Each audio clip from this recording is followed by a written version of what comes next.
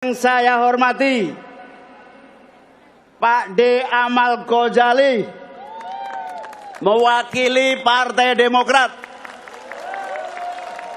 Yang saya hormati Eva Yuliana mewakili Partai Nasdem. Bang Surya Paloh mana kok gak berani datang?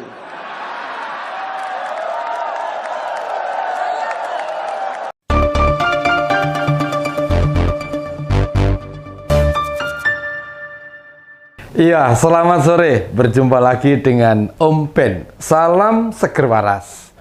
Koalisi perubahan itu bisa disebut koalisi tempatnya berkumpul orang-orang penakut. Orang yang tidak punya mental baja, tidak mempunyai mental fighter. Kalau dulu ada lagunya nih dari Sheila on 7, yaitu Pejantan Tangguh. Berani bertemu, berhadapan, bahkan bertarung. Kenyataannya, ketika ada harlah PKB ke 25 tahun, pucuk pimpinan dari koalisi perubahan, PKS, Demokrat, dan Nasdem, nggak ada yang berani nongol, nggak ada sama sekali itu. Apa sih yang ditakutkan? Atau takut dengan siapa? Pak Ganjar nggak diundang, Pak Prabowo juga, atau Pak Jokowi, atau masa PKB. Ini yang ngundang PKB.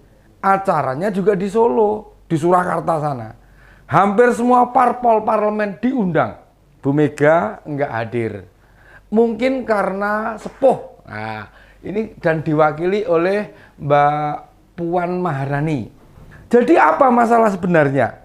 Kok yang disuruh datang para pion? Misalnya dari Demokrat.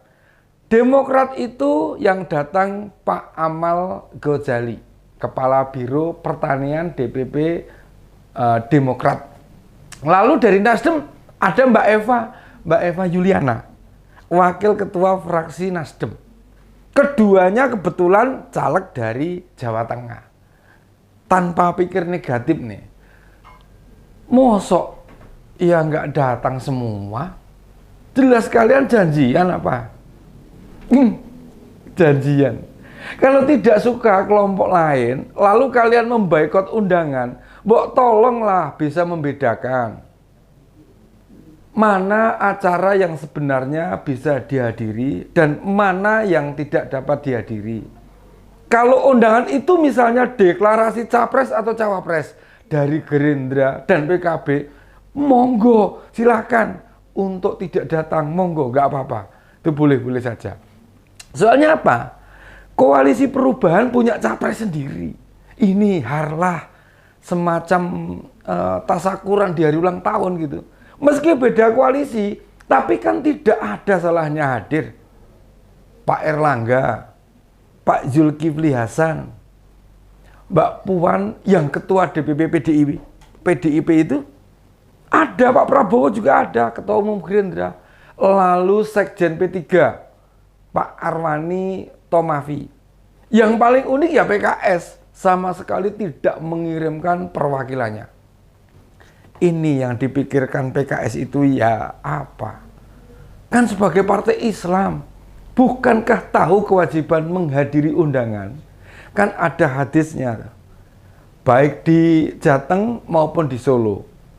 PKS itu kan ada perwakilannya, entah DPW PKS Jateng, ketuanya nih Pak Muhammad Ali Afif, atau ketua DPD Solo nih Pak Daryono.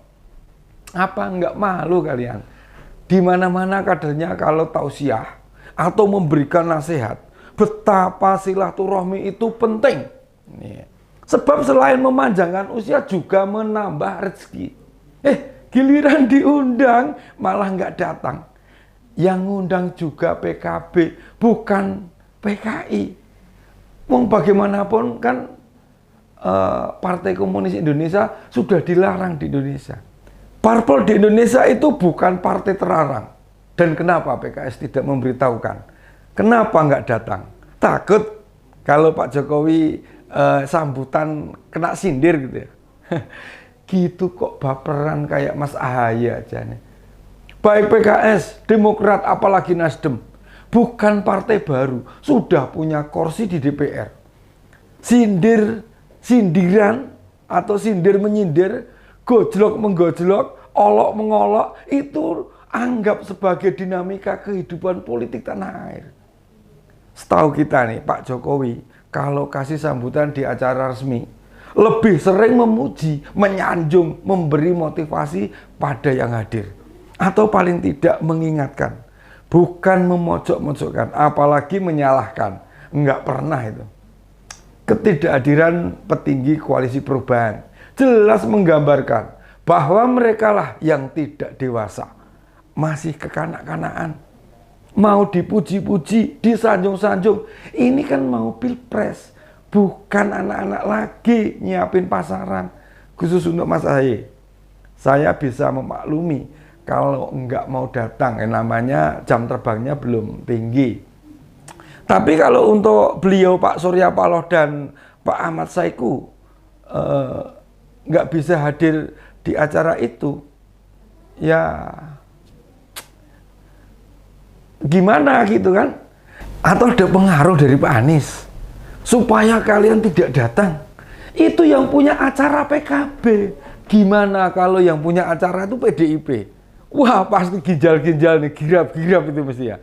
Ketidakhadiran anggota koalisi perubahan juga menunjukkan para politisi kita ini memang mentalnya setipis kapas. Kena angin langsung terbang, bes.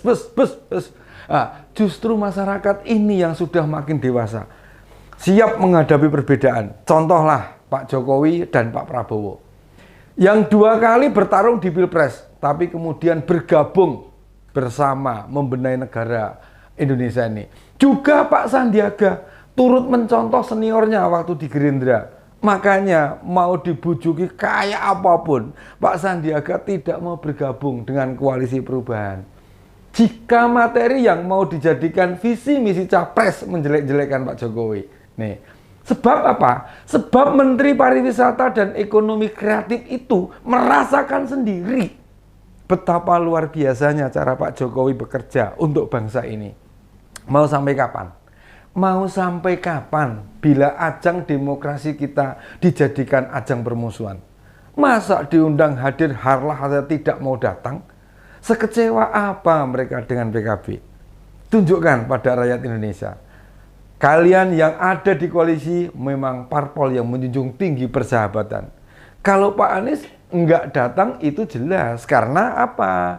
Karena tidak diundang. Bagaimana PKB mau mengundang jika capresnya saja udah beda? Nah, Pak Ganjar pun kayaknya tidak diundang pas harlahnya itu.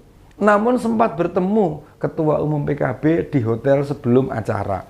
Bayangkan, meski tidak diundang, tidak diusung sebagai capres, Pak Ganjar tetap menemui Cak Imin itu. Nah, malah foto bareng ya pertemuan mereka, lalu diunggah di medsosnya Gubernur Jawa Tengah itu. Kalau lihat yang beginian, kan adem rasanya. Politisi itu kan apa-apa memang dipertimbangkan. Tapi acara harlah partai tidak selalu bernilai politis. Persaudaraan jelas lebih penting dan bermakna. Memberi keteladanan pada masyarakat bahwa pertarungan, persaingan, pertempuran tidak membuat kita kemudian saling berjauhan.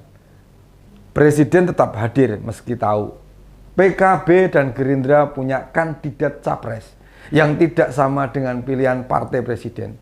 Dan itu bukan masalah besar. Orang-orang besar di negara ini tumbuh dan dikenang banyak orang.